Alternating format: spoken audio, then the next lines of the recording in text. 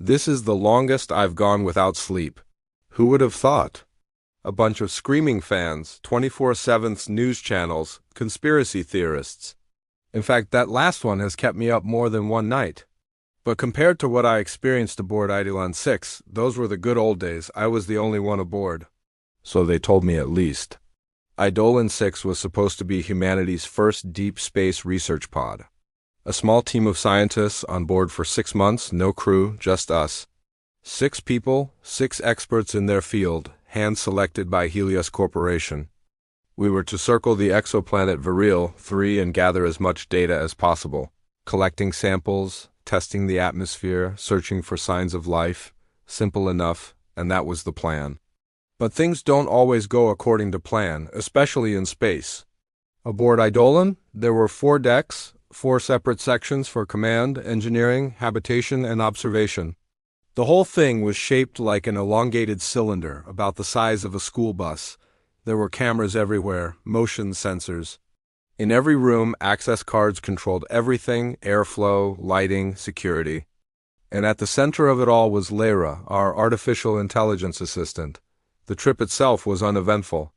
Within 2 weeks, we got into a routine.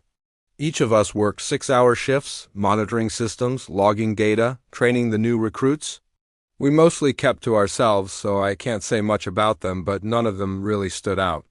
I mean, we were picked for our expertise, not our personalities. Then something happened. I don't know when exactly because I don't remember much of it. I remember waking up in my quarters and feeling like I'd been crying, and I wasn't the only one. They all woke up distraught. None of them remembered anything, though. None of them could recall any dreams or nightmares, but I could. And mine were becoming a recurring themes of us. All of us being chased down endless hallways by something fast and malicious, always just out of sight. That same day, Dr. Lewis reported that the temperature inside his cryocamber had dropped several degrees overnight.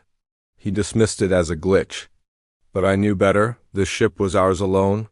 No outside interference. And if you set off even the smallest of alarms here, you get paged immediately. We tried to keep busy. We exercised, ate, slept, worked, and I read a lot. Most of us brought books on board, downloaded movies. But me, I brought nothing. I should have. On day 15, I stopped sleeping. I tried to tell the others, but they convinced me that I was overworked. So I just nodded along while thinking, we'll see who's sleeping by the end of the week. It wasn't them. It was the ship. Or rather, it was the hum, a strange vibration that seemed to pulse beneath the metal floor, coming from within the ship itself. It was always there. I just tuned it out. Now it was driving me insane. I spent my nights staring at the ceiling, listening to the hum, watching the lights flicker. Some nights I think I saw shadows moving outside the windows, others I saw faces. I don't know how long I sat there for. I lost track of time. But eventually the sun came back. For the first time in what felt like forever, I walked out into the observation deck. The Earth, tiny and blue against the black backdrop of space, looked beautiful. It made me miss home. It made me miss my son. I haven't seen him in almost 2 years. I called Earth. They patched me through to my wife. "How are you?" She said. Her voice sounded distorted. The connection was poor. "How's Michael?" I asked. "He's fine," she said. "He's 3 now." "Yeah, I still remember when he was born. How small he was," I said. "Same as you," she laughed. "Don't you miss him?" "Every day," I lied. On day 27, I found the hatch to observation bay be open. I checked the logs. It had been locked since I boarded. No unauthorized entry. It showed that all the doors were sealed upon boarding, and the only way to open them from the inside was to deactivate the lockdown protocol. Someone did that. But I was the only one on board. I walked into the observation deck. Nothing was out of place, so I closed the hatch and locked it. That night I dreamt about my son again.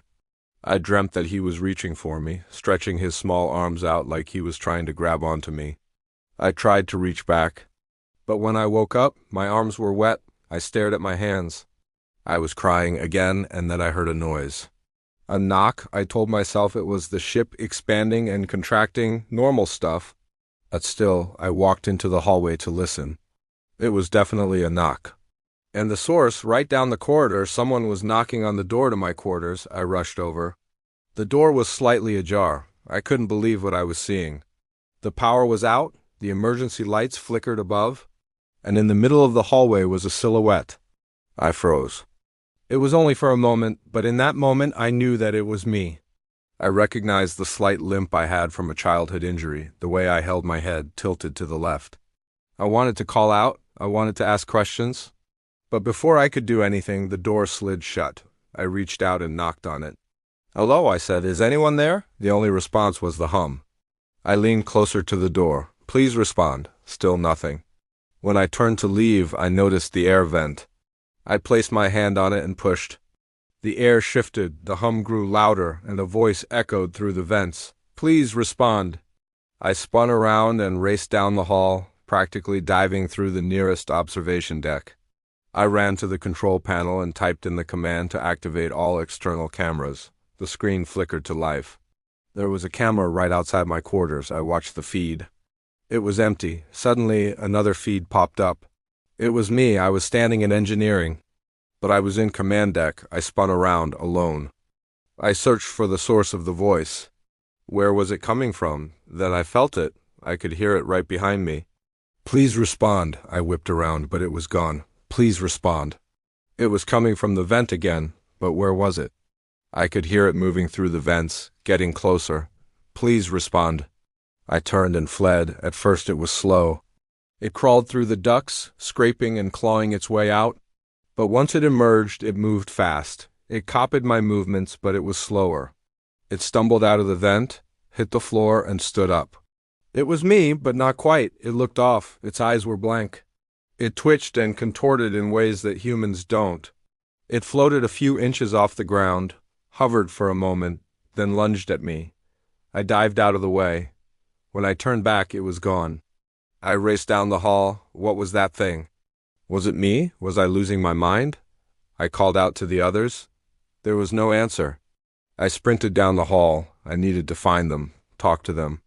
Maybe we could figure this out together. It took me a few moments to realize why no one was answering. Their badges weren't glowing. Their names weren't scrolling. They were offline. I found them one by one, slumped over their desks, lifeless, their heads tilted at unnatural angles, staring blankly ahead. I checked their vitals. They were dead, and then I saw the note taped to the wall in front of me. It was a message from the future. "It's best if you delete these memories," it said. "Don't let yourself feel anything." I looked at the date it was written on. It was day 43. I was on day 44. I had 24 hours to prevent whatever had happened to them from happening to me. I woke up in my quarters. The humming had stopped. The ship was quiet. I got up and started making my way to the mess hall, moving slowly, cautiously, listening intently. As I turned into the mess hall, I saw it standing in the middle of the room. It was me, but not me. Its skin was gray, stretched tight over its bones. It floated, hovered, and bobbed gently, and its eyes were milky white. It turned and spotted me. It drifted toward me, its face contorted in a silent scream. It lunged. I dove to the side and scrambled out of the way. In the ensuing chaos, I managed to knock myself unconscious. I woke up strapped to a chair. Beside me was a small table with a glass of water and a note that said, "Drink." I did. Then I remembered. I knew what I had to do. I unstrapped myself from the chair and headed to the armory. I pulled out a heavy wrench and headed back to the mess hall. It was there, hovering in the middle of the room, waiting. When it saw me, it lunged, and I swung the wrench as hard as I could. It hit it right in the center of mass, sending it hurtling through the air. It smashed through the observation deck window and disappeared into the vacuum of space. I felt a sense of relief, a lightness in my chest that I hadn't felt in weeks.